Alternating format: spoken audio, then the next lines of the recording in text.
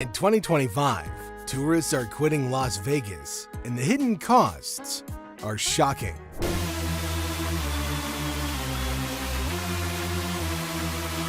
It's no news that Las Vegas has always been the ultimate escape.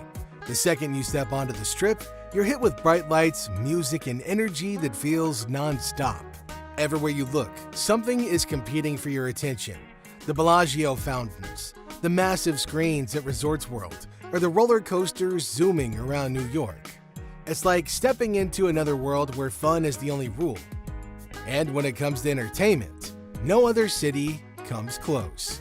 You can watch a Cirque du Soleil show, see your favorite music star live in concert, or even catch a big comedy act all in one weekend. In the famous nightclubs, pool parties, and rooftop bars, you'll see why Vegas calls itself the entertainment capital of the world. And then there's the food. Nearly every celebrity chef has a restaurant here, including Gordon Ramsay's Steakhouse. Whether you want a 5-star meal or a giant buffet where you get to eat until you can't move, Vegas has you covered. And naturally, we can't forget the casinos. The rush of playing the slots, rolling dice at the craps table, or testing your look at blackjack is all part of what makes Vegas so legendary. Even if you're not into gambling, shopping, spas, rides, sports, and events keep the city buzzing. And speaking of sports, Vegas is home to the Raiders, the Golden Knights, and even the Formula One Grand Prix. It's becoming a full-on sports town. And at the end of the day, what makes Vegas so special is the vibe, as people come here to celebrate, to escape, to achieve the lifestyle they can't have back home. Now this is because the city can make you believe that anything is possible, and that's why millions of people all over the world keep on coming back. But here's a simple, unavoidable truth. Things are changing. Visitor numbers are slipping.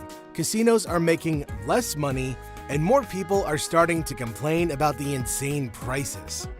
The city is still incredible, no doubt about that, but the current numbers show that tourists are leaving faster than ever before. Which brings us to the big question. Is Las Vegas starting to lose its magic?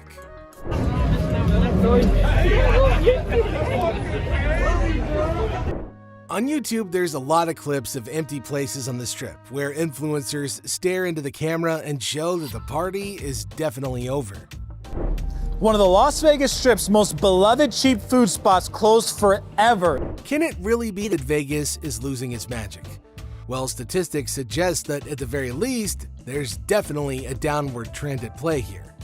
Even numbers from the Las Vegas Convention and Visitors Authority, the guys who coined the "What happens in Vegas stays in Vegas" slogan, have disclosed that tourism is down 6.5%. As you might have expected, gambling revenues have dwindled too, with a 2.9% year-on-year drop across the sector. Now that alone has cost the casinos about $600 million in revenue. Then, if you concentrate purely on the Strip casinos that depend almost exclusively on out-of-towners, the drop is even bigger at 3.9%. Now, some claim that it's down to the general squeeze of disposable income, with surveys showing a drop in overall consumer confidence across the states. As like everything else in the United States, it's also becoming a political issue, with people seizing on every piece of evidence and pointing fingers at the White House causing the decline. Now, according to LVCVA figures, Canadians make up around 3% of Las Vegas visitors, with 1.4 million people making the trip in 2024 alone. And yet, 1 year later, the data shows that more Canadians are thinking twice about crossing the border, perhaps due to Trump's fiery rhetoric towards our northern neighbors. Recently, the figures from Vegas's Harry Reid Airport show that arrivals on Air Canada have been down 5% year-on-year, while passenger numbers for the low-cost Canadian carrier Flair have also plummeted 55%. Not really the sort of thing you want to see in an already tight economy, but where does it all leave Vegas? The overall decline is real, but it isn't as bad as some headlines suggest, says casino expert John Mahaffey, who runs the Vegas Advantage website. The slowdown has been especially noticeable at the lower end of the market, while luxury resorts have remained relatively stable. John also said, in any event, Vegas is always a bit slower in the summer. But is that really the case? As for those social media viral videos showing the supposed death of Vegas, John thinks some of the creators are disingenuous in their tactics. Now, on the other hand, plenty of social media users are convinced that they've found the real reason fewer people are visiting Las Vegas, and that's rip-off prices. There's actually a viral case of a stunned traveler who revealed a bottle of water at the Aria Resort and Casino was priced at a shocking $25. Now, immediately the story was picked up across American media. Following all of these problems in Vegas, popular discussion website Reddit and other forums have turned into a strange kind of competition over who's had the worst experience in Vegas. It's just how users were competing to see who could find the most excessive examples of Vegas pricing during their visit.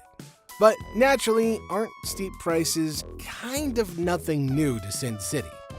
While the world's entertainment capital has never been cheap, the data shows that prices have jumped disproportionately since the pandemic, with a 50% rise in the average hotel room price since 2019. Fees have also spiked, as casinos seek to make up for lost revenues during the pandemic. However, as Vegas regulars know, it isn't hard to avoid the worst of the pricing, as some people think, provided you do your homework.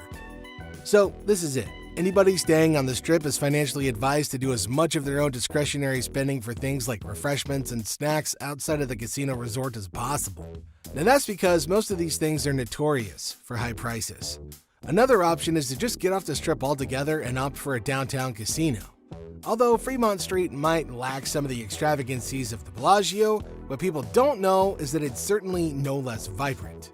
Not only are the prices much cheaper and the odds marginally more generous, but it's a shorter walk to get to independent restaurants and bars that cost a lot less.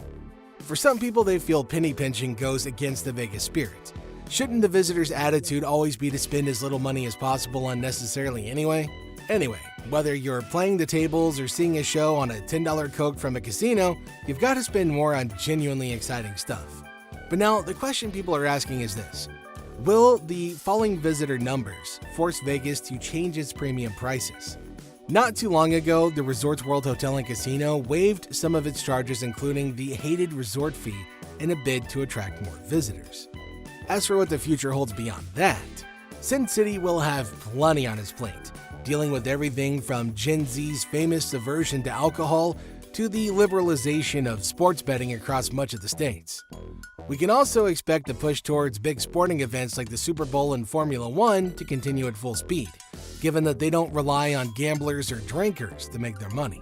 Now, this brings us to the ultimate question: who's actually visiting Vegas these days? Here's something that doesn't always make the headlines.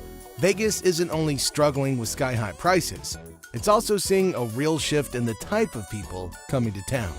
The new wave of visitors, especially Gen Z and younger millennials, just don't approach Vegas the same way their parents do.